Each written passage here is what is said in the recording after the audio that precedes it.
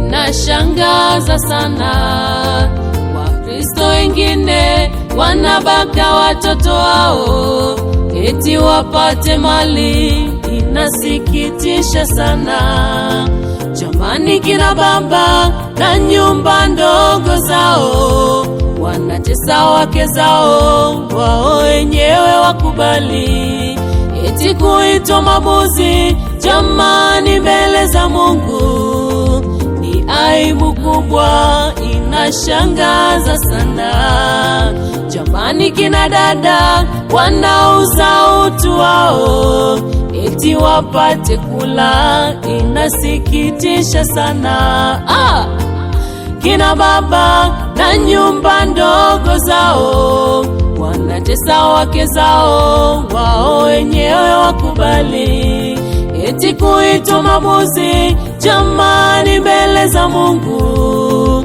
ni aibu kubwa, tukatubu wote. Wanadamu sasa tumepotea,